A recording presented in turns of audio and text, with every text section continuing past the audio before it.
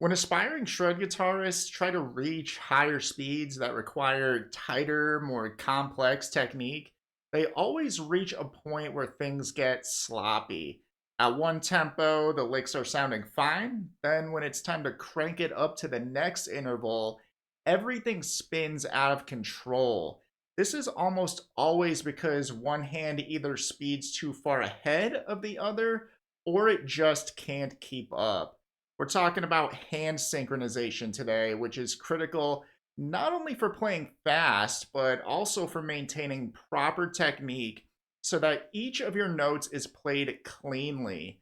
Speed and precision are the name of the game here. So, in this episode, we're going to go deep to uncover the secret to syncing up both hands.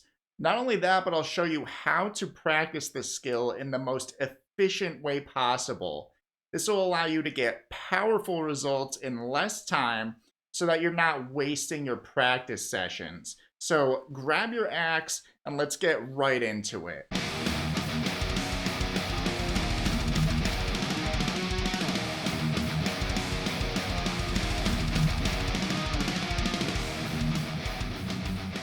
So when we're talking about hand synchronization, we're talking almost always about the techniques and the context where you're using both hands at the same time to play note for note. And most commonly, we think of alternate picking with this.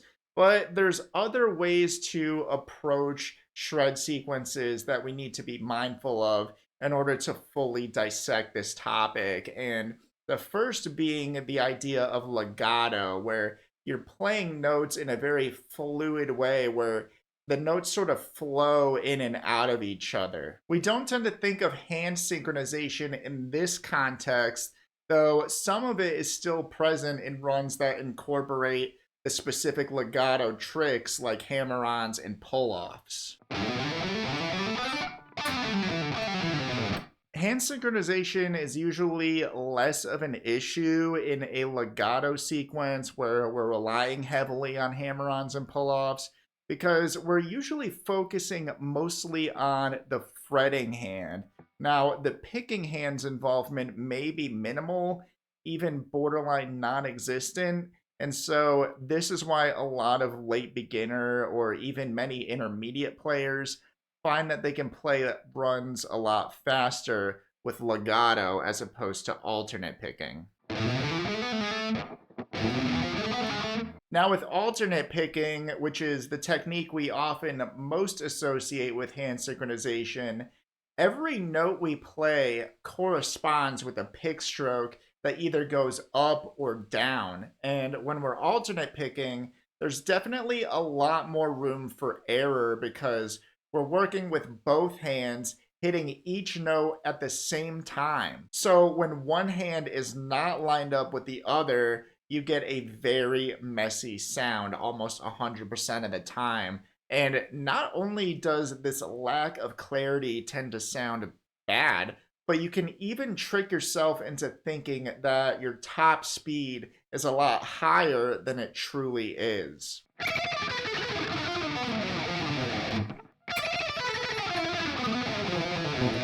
By the way, if alternate picking is the thing that's tripping you up the most, you should totally come to my shred guitar challenge I've got coming up. It's a super fun event where I work with you live to get you playing up to 50 beats per minute faster or even 50% faster in under 1 week, all while making sure that your alternate picking feels fluid and effortless. I'll walk you through this proven system with you in real time to make sure that you can really crank up the speed with tight technique.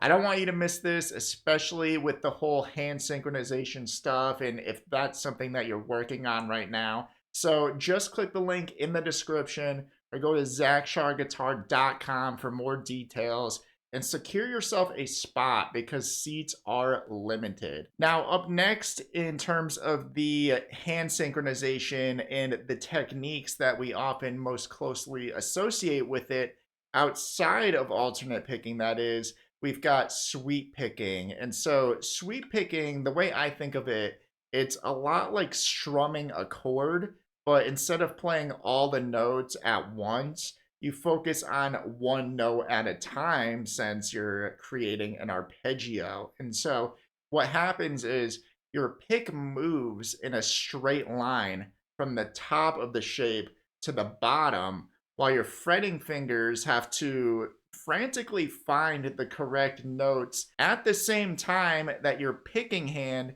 is doing its thing.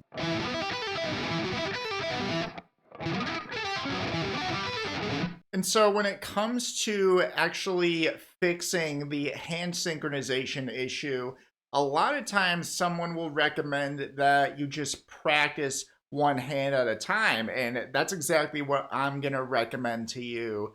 But there's something you're going to want to consider as you implement this strategy or this intervention, so to speak. So, what we're going to do first is look at a specific exercise or a shred sequence, rather. And what we're going to do is break it down. I'm going to go over it with my picking hand. And then later, I'm going to practice with just my fretting hand. So, if I'm having trouble with a sequence like this one, what I'm going to do is practice first by counting out the notes and emphasizing the beat.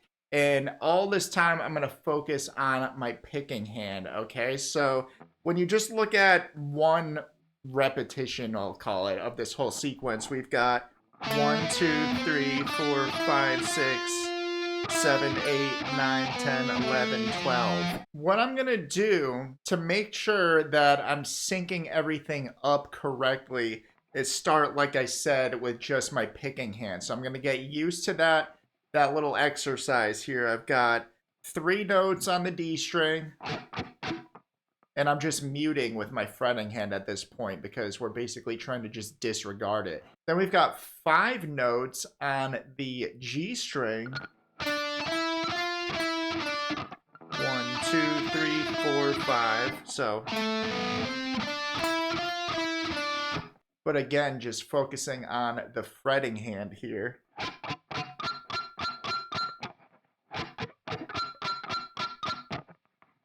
So I'm breaking that up in my mind already with 3 on the D string and 5 on the G string. In other words, 8 notes total at this point. 1, 2, 3, 4, 5, 6, 7, 8.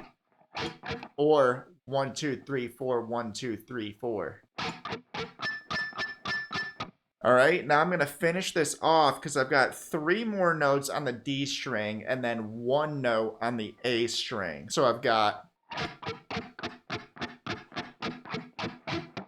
Now what I'm going to do is introduce my fretting hand, okay? Now with this specific exercise, I think it's going to be a lot easier for me to do this than to focus like I did at first on my picking hand. So this is kind of why in the beginning I talked a little bit about legato and hammer-ons and pull-offs, because it's necessary to have that tool under your belt with something like this. Even though we're not going to fully commit to proper legato, what we're going to do is just focus on putting our fingers down on the notes that they're supposed to be on, but we're not going to go for that punchy attack. We're not trying to audibly produce the notes per se. So here's what we're going to do here.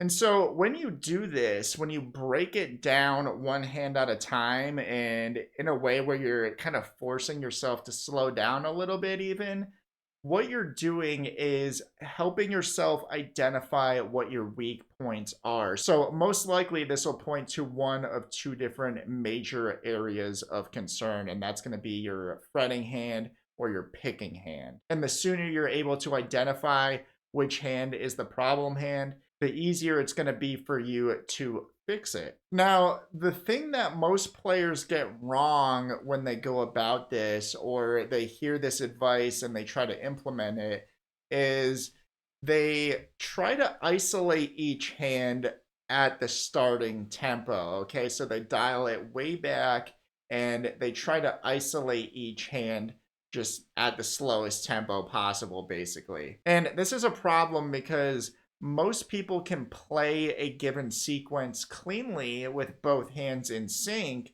but usually they reach that threshold, that tipping point, that tempo on the metronome that causes them to mess up and causes both hands to go out of alignment with each other. So what you're going to do first before you start introducing that strategy I just showed you is use a metronome to identify the tempo where your form starts to break down. Now, that is the point when you should start isolating each hand. So even from there, if that means dialing things back a little bit, which it probably will, you'll have a much more efficient practice session because you're not starting over and just isolating each hand when it's not necessary for you to do so at the much slower tempos. And so ultimately, this can end up saving you a ton of time because you're not going to be wasting too much of your practice sessions on your strengths, but rather you're targeting specific weaknesses. So don't make the mistake of practicing like you're further behind than you really are. Start higher up the ladder so that you get to the top a lot quicker. For example, if I'm playing along and I've got my metronome set up to 100 beats per minute right here.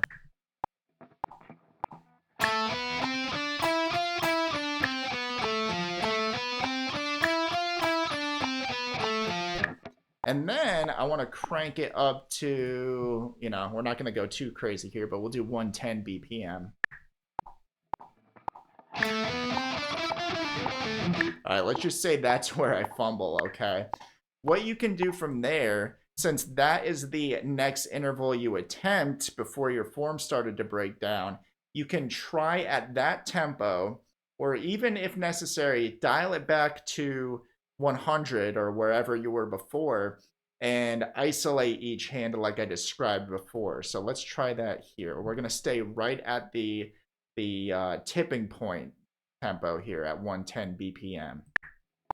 I'm going to start with my fretting hand this time.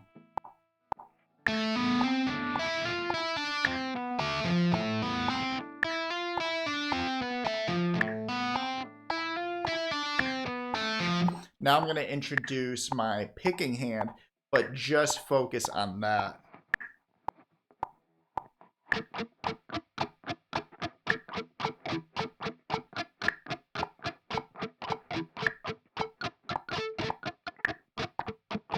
All right, so it's feeling a little more clunky with the picking hand than it does the fretting hand. I feel like my fingers are just automatically going where they're supposed to be going when I stop here. So this will tell me this is the part I need to work on. So what I'm going to do from here is practice just with my picking hand at this tempo until I'm successful. Then I'm going to bring in both hands. So I'm going to have my fretting hand in the mix as well and see if I can pull it off this time.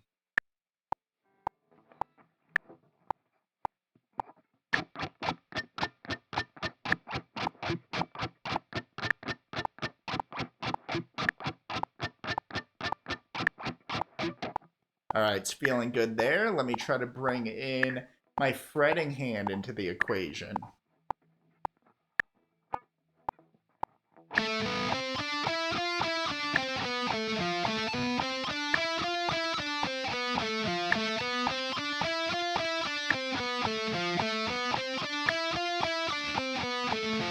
So much more successful that time around. And so a bonus tip I want to give you with this is to try to use accenting as much as possible whenever you notice that form breakdown and you notice that both hands are misaligning. They're going out of sync with each other. And what accenting is it's where you just hit certain notes a little harder than all the other ones. And so what this does to help you with your hand synchronization is it provides mental cues that allow both your hands to line up with specific notes for emphasis. And mentally, it ends up spacing out all the other notes that are in between the accented or the emphasized notes. So here's what that can look like.